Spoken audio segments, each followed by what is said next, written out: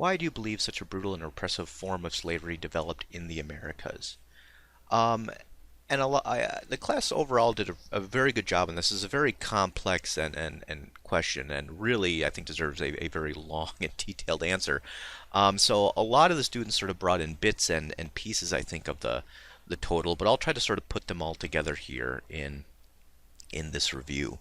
And of course, as it was discussed in the PowerPoint, um, slavery has been around for pretty much ever since human beings were creating large agricultural states, um, and that was nothing new. However, the form and the brutality and the longevity of the slave system that's developed in the Americas is in a lot of ways an anomaly from what we saw historically. And this was due, I think, for a number of reasons. Um, First of all, for the Europeans who were coming into contact and looking early on for people to work on their plantations, whether it was trying to take advantage of American Indian populations or later trying to obtain enslaved individuals from Africa, uh, to really, a lot of them in European culture at this point in time, there wasn't an idea really of human rights. That people sort of had rights that should be honored or respected. Europe itself was a very hierarchical society. Um, and certainly the people at the top had certain rights and privileges and so forth, but the vast majority of people did not. And it certainly was not unusual for people of the peasant class or the lower classes to be victimized and used, maybe not quite in the same way as the slaves are going to be used, but in some way, shape, or form taken advantage of. So that perspective wasn't necessarily anything new to a lot of people entering into this slave system. Um, but I think it gets heightened in this case for a couple of reasons. First of all, there's very clear, distinct cultural and religious differences between the Europeans and the enslaved individuals from Africa or the American Indians that they are attempting to enslave. And that skin color becomes used to try to symbolize these cultural and religious differences with sort of the connotation that people who look like Europeans and have light colored skin are somehow good, and people who have colored skin and have a different culture and different religion and so forth must be inherently evil. This is one of the reasons why you see so many conflicts springing up between sort of early colonists in the British colonies and American Indians, is because there was a lot of resentment and fear and hatred just because of the way people, the American Indians looked. In those colonies, which certainly, as time goes on, does not help the relationship between them. The same thing happens in the slave trade. And really, when you have those differences and you already have the disposition to dislike someone based upon how they look and their cultural differences, it becomes much easier than to dehumanize them. And I think that becomes the key. The only way that you have a brutal and cruel slave system like you see developing in the Americas created is that there has to be an incredibly high level of dehumanization at work where you can't view all these awful things you're doing as being inflicted upon another person. You have to find ways to make the person that you're doing this to seem less human, and that becomes a key across the board to how this ends up developing.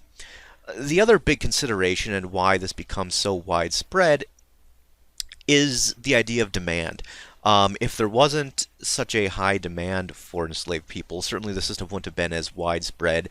It probably wouldn't have become as entrenched and central to a lot of these locations and colonies in the Americas, and probably wouldn't have taken on such a harsh form. But the key here were cash crops, as the vast majority of enslaved peoples in the Americas were being sent to work on these plantations growing cash crops. What is a cash crop? Just so we're all on the same page. A cash crop essentially is a crop that you plant in the ground, you grow it, you harvest it, not for sustenance, not to survive, but to sell and to make money. So the sugar plantations in the Caribbean, they're not eating all that sugar on the plantations or even on the islands that they're on. They're sending all that sugar back to Europe and receiving money for it. On the tobacco plantations in the southern British colonies, they're not growing that to use in the colonies. They're growing that to ship it back to England to make profit. So that's what a cash crop is, something you're growing specifically to sell to make money off of. And oftentimes these cash crops involved a lot of hard and brutal work, and work that just quite frankly regular people didn't want to do if they had a choice.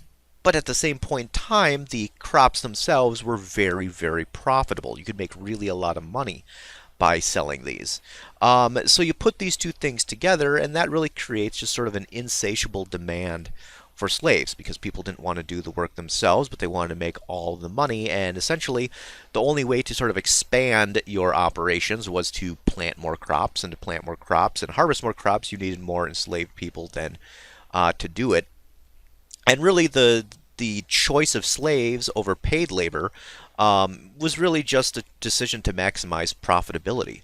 And I think if you look at it that way, it really is just a calculation that people made where, well, yes, we could still make profit on these plant stations hiring people from Europe, but our profit margins would be much smaller when we wouldn't be getting nearly as rich.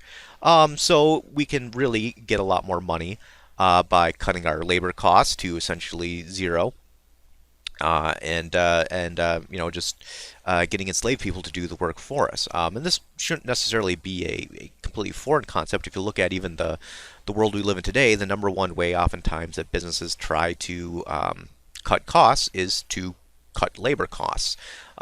Thankfully, we live in a society where we've now said that no, you can't cut those costs by essentially down to zero and force people to do the work. But remember, that's only in our country. There are still places around the world where you do have sweatshops, and people are still making that calculation that money is more important than the humans who are working for them. And I think that's something that should be noted as well.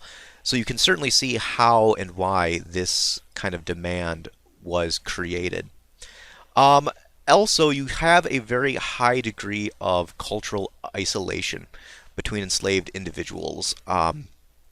And this really only heightens the importance of race, where people are coming from Africa to a completely new area. They're very disoriented. They're oftentimes on plantations of people who speak different languages, even different African languages than they speak. And it really inhibits their ability to fight back and to escape. Of course, some of the early attempts at and creating slave systems were based around American Indian populations. But oftentimes the American Indians were really good at escaping and rejoining groups that they'd been taken from fighting back, from harvesting rebellions, and the owners of these plantations quickly sort of determined that taking people completely out of their element and what they're accustomed to and putting them into a completely new location is a good way to cut back on sort of the ability and willingness to fight back by these enslaved individuals. And all this comes together in these locations in the Caribbean, in the British colonies, to form what oftentimes is considered a slave society, a society that is essentially built up and supported by labor of enslaved peoples. And there have been various slave societies throughout history, and oftentimes when you have a society that is completely dependent upon slave labor, that system becomes a lot more harsh, a lot more rigid, and a lot more brutal than if you're just in a society where, yes, slavery is allowed, but it's just kind of mixed in. And oftentimes these slave societies are in locations where the vast amount of slave labor is being used for agricultural work.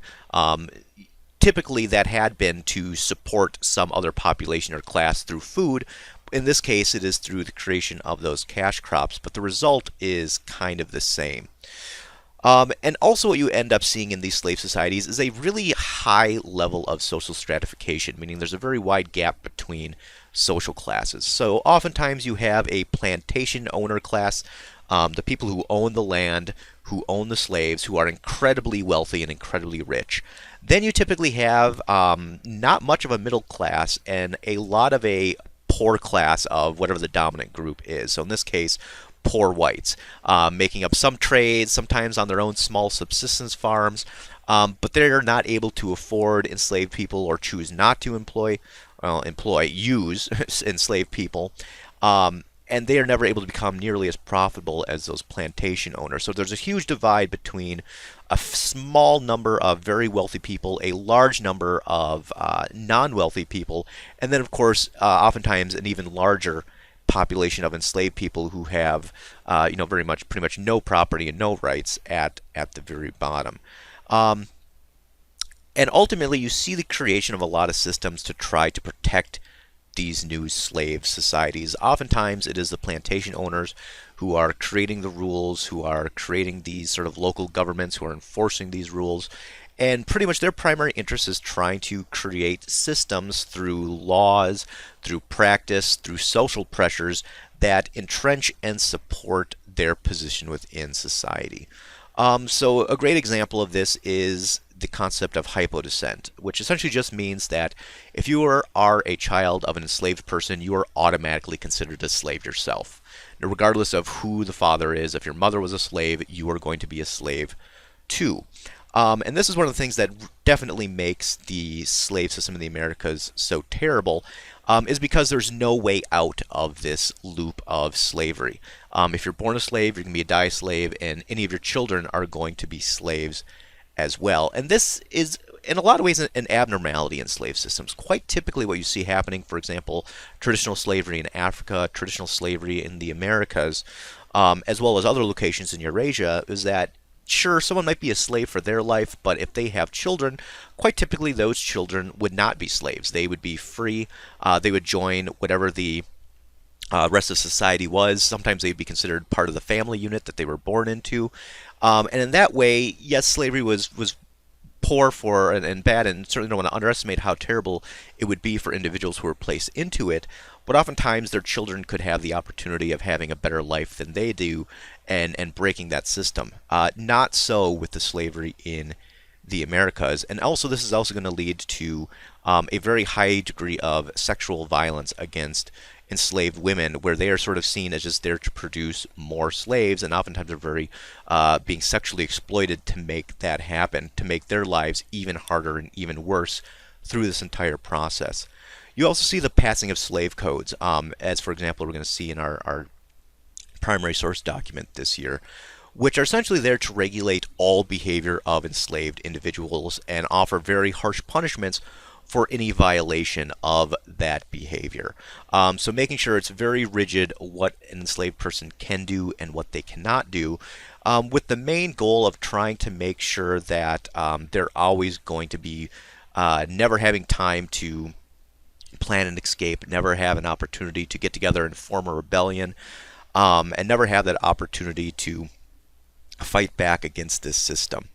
And in a lot of ways, slave societies are very unstable because having just a very small amount of people at the top and everyone else struggling in one way, shape, or form or another at the bottom, it doesn't, in theory, it shouldn't take long for those people to say, hey, this system isn't really serving any of us well, whether you're a poor white or you're an enslaved person.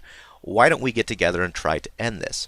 Well, the solution that comes up with this, and what ultimately makes this form of slavery, I would say, both terrible but also so enduring, is the development of racism.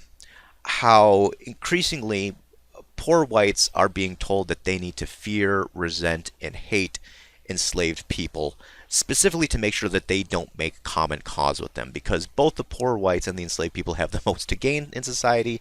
The plantation owners have the most to lose. So trying to instill these ideas of racism between people of different racial groups becomes a very potent tool in the Americas, and one that we are still fighting with and still dealing with today, because this is really the beginnings of our modern day ideas and perceptions of race in this country and race relations.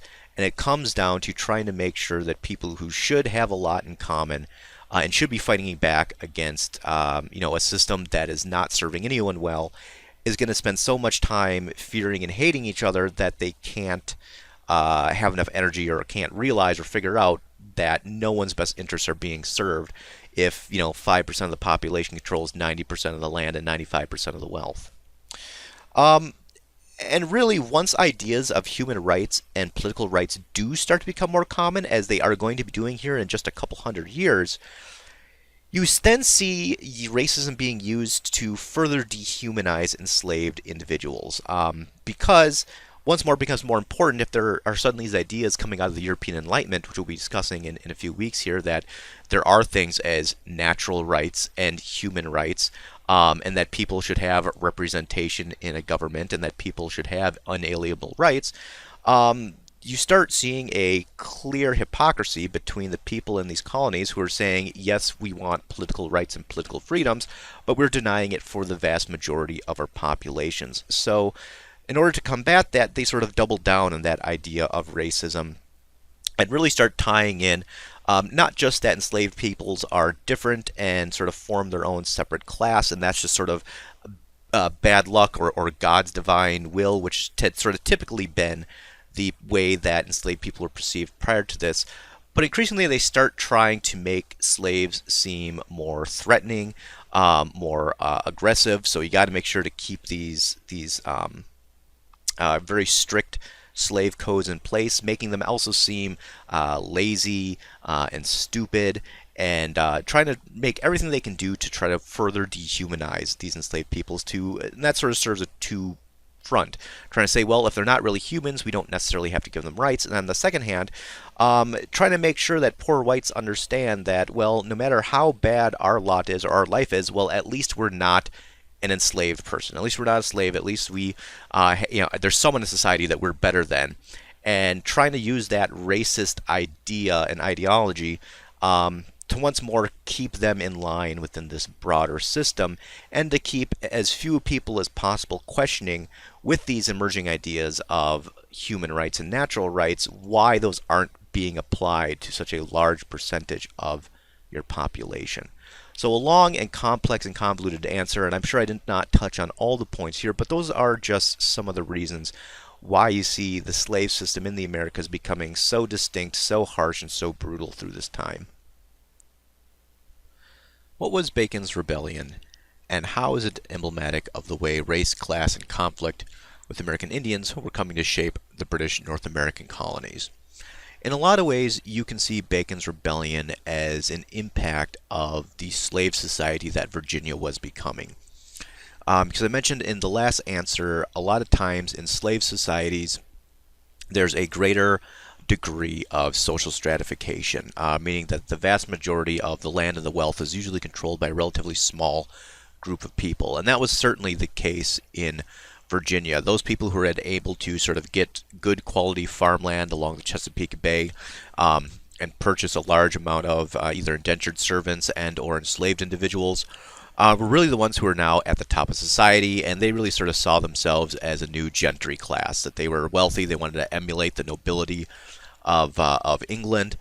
And a big part of that was trying to sort of keep themselves aloof from the rest of society, to try to, keep as much of the wealth and profits to themselves. They were, of course, the ones who sort of controlled the local colonial government, and pretty much were trying to make sure that they were able to maintain their status of wealth and power, and of course expand on that. And the only way you could really expand to a certain degree at this point in time was to just accumulate more land and to accumulate more forced labor in order to try to get more profit off of that land.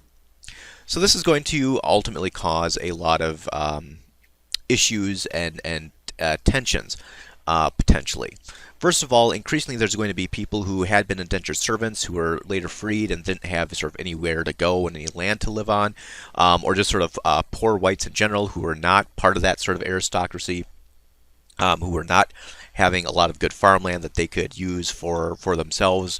They were not wealthy enough to purchase forced labor to try to enrich themselves. And increasingly, they're getting pushed farther and farther west out of Virginia into sort of the back country, and that is when they are encountering more and more American Indian groups.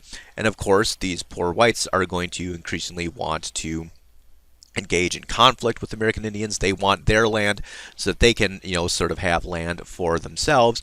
But that's not always going to be going hand in hand with what the larger colony wants. The colony still, for the most part, is going to want to maintain trade relationships with American Indian groups, and certainly is not necessarily going to want sort of these, what they would consider kind of rebellious, unlanded people, starting military conflicts with what could potentially be a great threat to the whole colony. So there's certainly a attempt to try to sort of pull back on these conflicts and keep them in check, but there's increasing pressure by these groups that want to push further and further west to look for more land. Also, the very large degree of indentured servants and enslaved individuals um, are both oftentimes going to be working at the same plantation. They're going to share the same frustrations, the same poor treatment, not 100% equal, but there's going to be a lot of ways for them to sort of make common cause and realize that they kind of share a resentment for their owners, for the people who are essentially profiting off of their labor, their free labor, and giving them very poor living conditions, very very poor food, no pay, and that there's obviously going to be a lot of shared hostility towards the people who are exploiting them in this manner. So you have all these various tensions going on: the wealthy white elite versus the poor whites, the indentured servants and the slaves versus their owners, the poor whites versus the American Indians. And Nathaniel Bacon was a sort of from the nobility in England. He purchases some land off the Chesapeake and sets up his own plantations.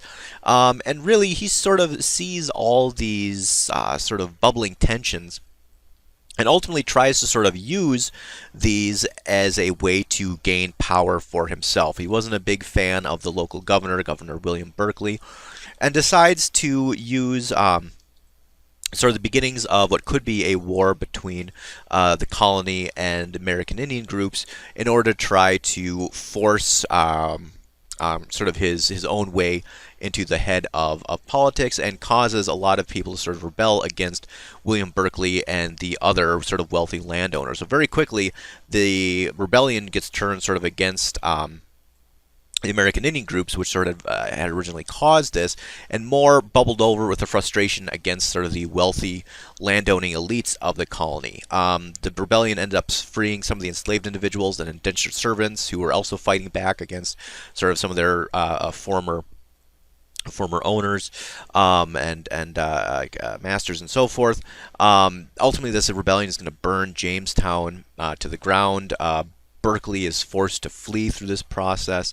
And really, the rebellion is only quelled when Nathaniel Bacon ends up dying within just a few months of the beginning of it. And if he had not died, who knows what would have happened. I think to a certain degree he was a very kind of opportunistic individual who sort of saw this as his route to power, and it was going to be too difficult, sort of being a newcomer, to sort of make his way in the established, precedent. I don't know if I'd necessarily consider him, even though there was some freeing of enslaved individuals and indentured servants. That wasn't necessarily his main goal, and it would have been very surprising, even if he had taken power, that they would have abolished slavery or done anything of that nature. It seemed like it was more of a means to an end for him to sort of set himself up as the head of the colony.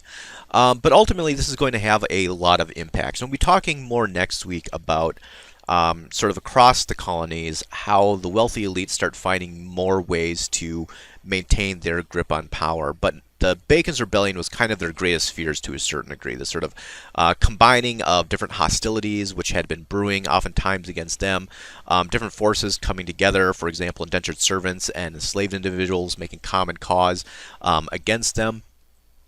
So you see overall across the colony after this a greater push towards exclusively using enslaved individuals for forced labor rather than indentured servants. There's harsher slave codes get put into place. There's a greater emphasis on separating poor whites from enslaved individuals, making sure that they're not able to marry or associate or socialize with one another. And we'll be talking more about how sort of racism plays into this moving forward into next week. I know I already mentioned it in the last question as well as fostering in more conflicts with American Indian groups as well. Even though that was sort of the foundation of this, quickly the sort of elites realized that kind of this large population between the wealthier parts of the colony and American Indians of small homesteads and what they would consider sort of poor people. They saw it as a nice buffer zone between them and American Indian groups. And if there was going to be conflict and uprising, they realized that they were going to sort of be the last ones to be impacted by it. So we'll talk more about that next week. But you can really see the beginnings of that here, and how all those tensions can bubble up here with Bacon's Rebellion.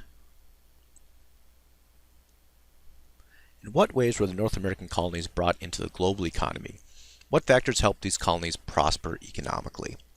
So a lot of factors here as time goes on is going to factor into how the North American colonies are going to be tapped into what is becoming sort of another huge trading hub in the world. We already talked about a few weeks ago how the Indian Ocean had been the largest sort of trading network in the world up until this point in time. The Atlantic is at this point certainly not going to be surpassing it, but it's going to become an incredibly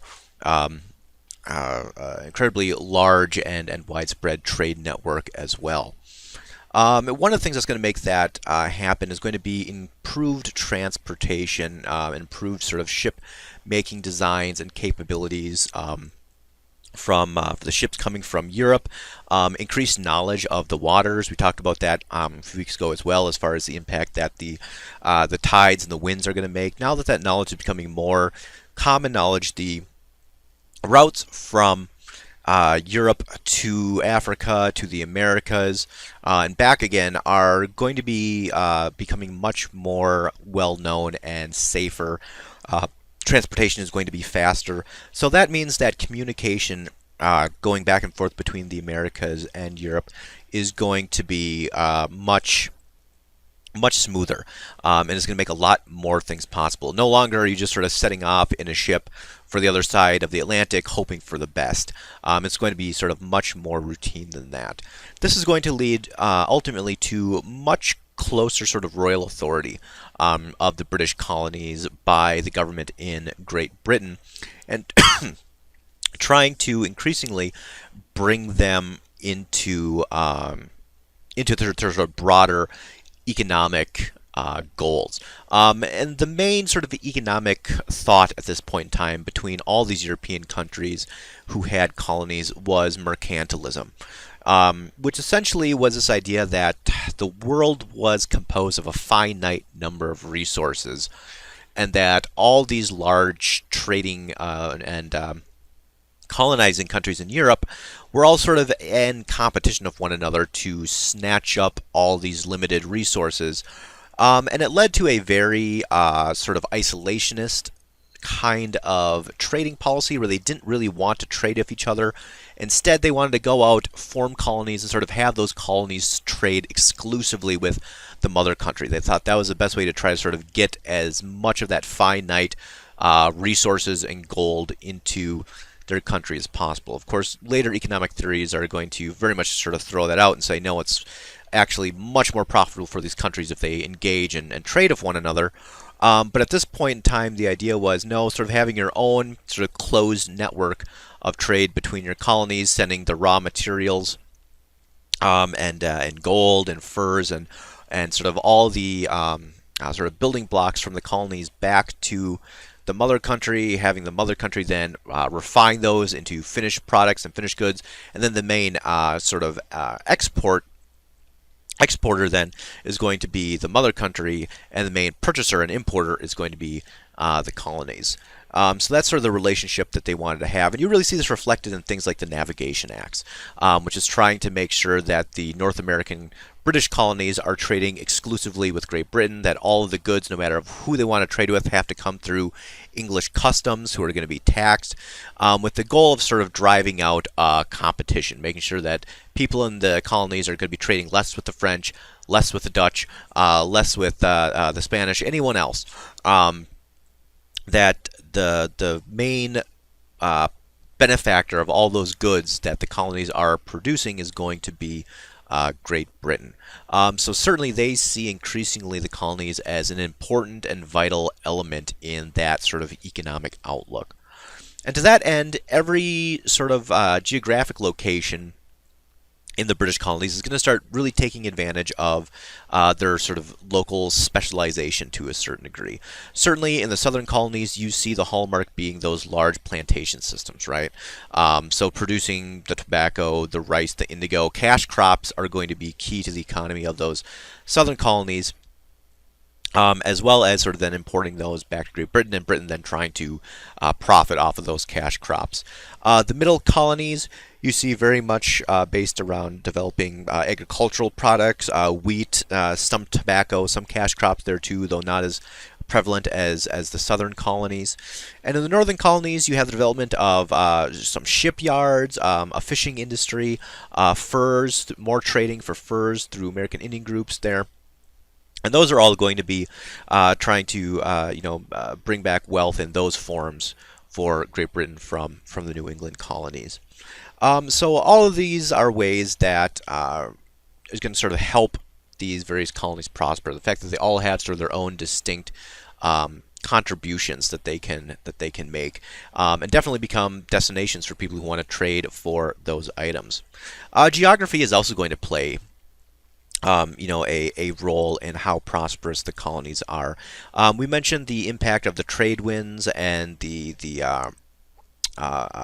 currents and so forth a few weeks ago, and ultimately there's going to be a network set up called the Triangle Trade, which makes it very profitable for people to begin in England to sail down to the coast of Africa, which is a fairly easy trip. Trade there, manufactured goods from Europe, firearms, oftentimes metal objects, for enslaved individuals from Africa, as well as some other trade goods that they could get from the African trade posts. Then they can use those trade winds to sail across the Caribbean, where oftentimes they'd sell those enslaved individuals that they had picked up and bring in other goods. A lot of times the sugar from the Caribbean plantations they'd pick up and bring that up to the American colonies then to have that manufactured into molasses or into rum that they could then ship back. But also along the way they're going to be picking up all of those sort of regional specialization items and goods. And then of course they're going to have in the northern Atlantic more favorable winds blowing back towards Great Britain that they can take advantage of. So that ends up becoming a trade route that's going to profit a lot of people, and of course it's going to be exploiting and taking advantage of a lot of people as well. But ultimately it's going to benefit the British colonies, or at least the Euro-Americans in those British colonies, because it's going to be an easy way for them to be part of a much broader interconnected regional trade with the Atlantic world, and increasingly into global trade, as certainly the British, the French, the Spanish all have trading links into now the Indian Ocean trade network. So it wouldn't be unheard of to see items coming from North America being traded as far away as China, and potentially vice versa. Not a huge degree yet, but still global trade is becoming a real factor here, and the American colonies are certainly not being left out in the cold. In your opinion, what are the most significant ways the American colonies changed between the 1600 and 1700 CE? Make sure to explain why you chose each aspect. Overall, I thought the class did a very good job of identifying the most significant ways that the colonies were changing. A lot of these we've already talked about to one degree or another, so I'm not going to spend a huge time delving into these, but just sort of mentioning them and reinforcing them, because I saw a lot of the students mentioning these aspects. The increased dependence on enslaved individuals from Africa rather than indentured servants certainly is one change. How that really starts exploding, and the numbers of enslaved individuals being imported from Africa certainly explodes during this time period, and you start having larger and larger plantation sizes. Which also I'd say means that in certain locations, certainly the southern colonies, they found that thing that was going to make them very profitable, right? That complete devotion to cash crops to be the foundation and basis of their economy. Certainly you go sort of from the origins of Jamestown, really trying to sort of figure out what in the heck they're going to be doing to survive, where they didn't have what they'd consider some of the luck that the Spanish had, to suddenly realizing, yes, there's a way for them to make lots and lots of money, still though through the exploitation of other people. You see the incorporation into world trade, the development of the triangle trade system, which we talked about in the last answer. Certainly, the fact that the colonies become much more established through this time period. They're interconnected with, Britain to a much larger degree, to each other to a larger degree, and that's not these sort of isolated individual units anymore. They're being brought into more broader, connective systems. There's also a worsening relationship oftentimes with American Indians. That oftentimes those early sort of mutually beneficial relationships, which you saw on occasion, very much starts turning more and more violent, and American Indians are increasingly perceived of not necessarily as potential allies, or even if they were, early on sort of beneficial, but the idea that we talked about last week, how American Indians were being perceived by the colonists, only sort of intensifies, which is only going to be leading to more and more conflicts. You'll see the development of new colonies. William Penn in Pennsylvania, sort of making a sort of religious community for Quakers. You see the Carolinas very quickly in the southern colonies emulating or replicating that slave society, cash crop based society. New Jersey becomes its own colony at this point in time. New York starts becoming an important colony. So really all those colonies start becoming filled out, and all the land along the east coast of North America there is very much being developed as the populations certainly start to rise as well. And also, as I mentioned in the last question, there's an increase in royal authority too, how increasingly there's a attempt by the British government to pay more attention to these colonies, now that they're not just sort of these aberrations on sort of the fringe of the wild, and they're becoming more important economic and social units. There's an increased attention to them and trying to sort of bring them into the fold of the British Empire. Was the Pueblo War for Independence a unique event in the history of North America up to the 1690s? If so, why? If not, why not? So the Pueblo War was really a story of pushback by the Pueblo Indians against the Spanish, and their sort of harsh rule, the sort of heavy taxation and tribute that they were levying, these enslaved people that they were enslaving, as well as sort of the attack on traditional Pueblo traditions and religion. And sort of after being physically abused for practicing his religion, one of the Pueblo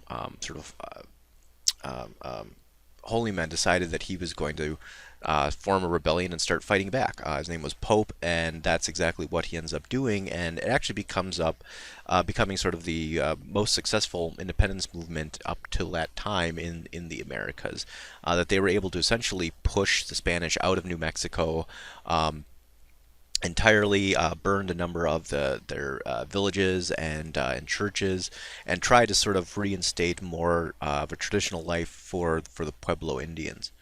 But in a lot of ways, it's also going to be rather similar to what happens in other locations, as well as sort of a precedent setter for future engagements, because in the long run, the American Indian group's going to have trouble keeping the momentum going. They know that the Spanish are going to be regrouping and coming back, and there's relative disagreement over how to respond.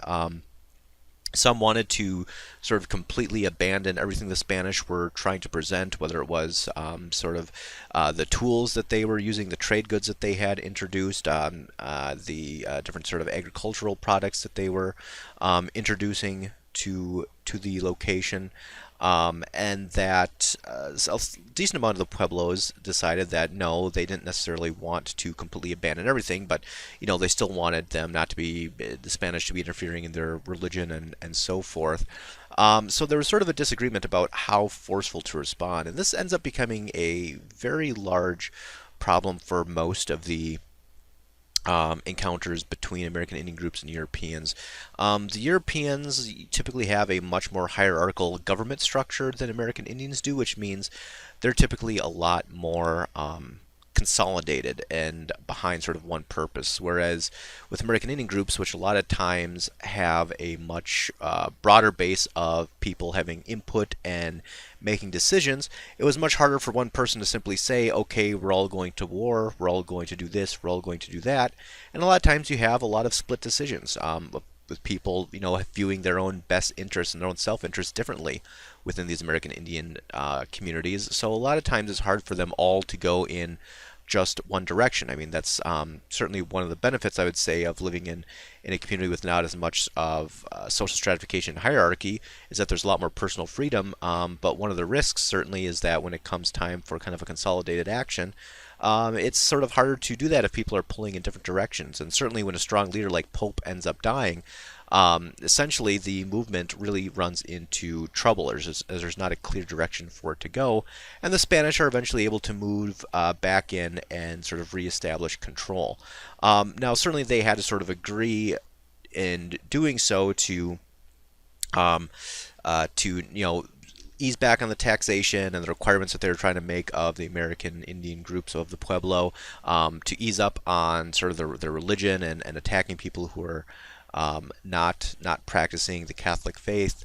So there were some sessions which ultimately sort of lead the Pueblo to having more autonomy, but they're still going to be cracking down very hard on those areas that are still fighting back.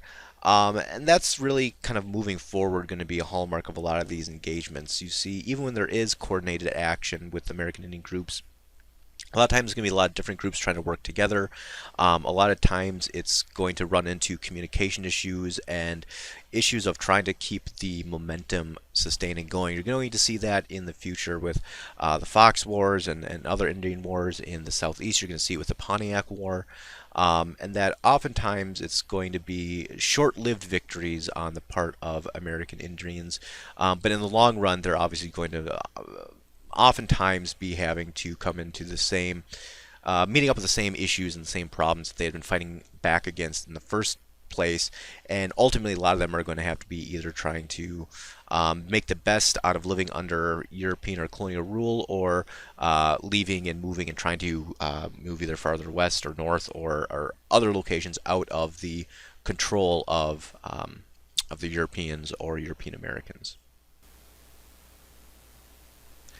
So I know the document exercises this week were tough to read. It's very tough to read these kind of accounts of, what actually happened during the slave trade and to enslaved individuals once they got to the Americas. And certainly is one of the darkest periods, I would say, of human history, of what a terrible, terrible time this ended up being for so many people. And I thought the class did a very good job of tackling these issues, of treating them very seriously, and trying to learn some really strong lessons from them, which I think is the only kind of lessons you can or should be learning from these kind of documents. So question number one, what do these documents reveal about the African slave trade and or slavery in the Americas? And really the documents here, a lot of the people in the class pointed out, sort of represent the various steps that were involved in the slave trading process, for being abducted in Africa or obtained somehow in Africa, in this case being kidnapped, young children being taken away from their families, through the process of being transported across the Atlantic, and then sort of what kind of a life was awaiting these new enslaved individuals when they got to the Americas. So all the various steps are sort of in one shape or form represented here to a certain degree. Also, a lot of people pointed out that it definitely showed the hardships that were endured by the slaves, how these people were treated. Another thing that stood out to people was just the amount of people involved, how there were so many people involved in kidnapping and capturing people from the interiors of Africa, transporting them, and then, of course, setting up the entire slave system in the Americas. Tons and tons of people are essentially creating this system. It's not just a few people here and there engaging in it. It's an incredibly large and wide system that has been created here. And certainly the documents, I think, show lots of evidence of that as well. So question number 2, what hardships and mistreatment are endured by enslaved Africans in these documents? And yeah, I mean, the class did a very good job identifying them. I mean, this is a question, unfortunately, where the answers are pretty obvious. Being kidnapped, being separated from your family, being starved and exhausted, these long marches and walks to the ports, being cramped into these incredibly tightly into these horrific slave ships, sort of the unsanitary conditions that for a lot of people, we're sort of saying it was making them sick to their stomachs, even reading about them. The idea these people are being forced to eat, and if they weren't there, sort of being burned with coals. The depictions of how women are being pretty routinely raped on these slave ships shows you that that's 100% something that is very real and happening, just another nightmare that they're having to endure. And once they get to the Americas, that there's a system set up where it's completely depriving them of all their rights. They're subject to very harsh laws, almost seemingly the smallest penalty they're going to be paying for, either being very brutally beaten or outright killed, for going against any of these slave laws and codes that are being created in the Americas. And really, almost every way a person's human rights can be violated, you see evidence of that here in these documents. So, question 3. What are the lessons that we can or should learn from the African slave trade and slavery in the Americas? And certainly on the surface level, a lot of people did a pretty good job depicting that, yes, slavery is really bad. It's a horrible and horrendous thing. It was actually very terrible what these people had to go through and endure. And kind of back to that idea that we can't learn from our mistakes if we don't admit making any. And if you can't admit that the slave trade was a mistake, I think you got to kind of look at the perspective that you're coming from, because this is really the worst possible things you could do to another person, and it's being done here wholesale. So certainly saying that if we want to learn from mistakes, this is a huge mistake that we need to learn from. And it's not a given. There are forces out there right now in America that don't want us learning about this information, who don't want this information being taught, because they feel like it does make certain people look bad. And I'll be talking about in a minute, it's not too hard to eventually start tracing how all of these things add up throughout time and really do inform the present that we live in today. So unfortunately, there is a concerted effort by some to try to remove this from education, from high school education, from college education. And I think that's something we all have to be wary about and not to let happen, because simply trying to ignore the bad parts of history are not the appropriate way to deal with them. And I think this also, and a lot of people brought this point up too, reveals the danger of dehumanizing people. That in order for this process to work, there had to be such a level of dehumanization at play, because people just aren't designed to enact this kind of cruelty on one another just at face value. You have to really cut out all forms of empathy in order to make that happen. And really the only way to cut out your empathy like that is to make it seem like you're dealing with something that is not another person or another human being. And it's incredibly sad, but people can justify doing almost anything to another person with the proper level of dehumanization. And certainly the slave trade is a perfect example of that. And so I think that's, if you're looking at the lessons to learn for modern day, we have to be so careful when we start trying to dehumanize other people, whether they're like us or not, whether they come from a different culture or not, whether they come from a different country or not. Trying to find ways to dehumanize them is incredibly dangerous, because throughout time, the end result is going to be, and can be, this kind of level of cruelty and violence. Another perfect example is what occurs in Nazi Germany to the Jewish population. Eventually 6 million Jews are killed in the Holocaust.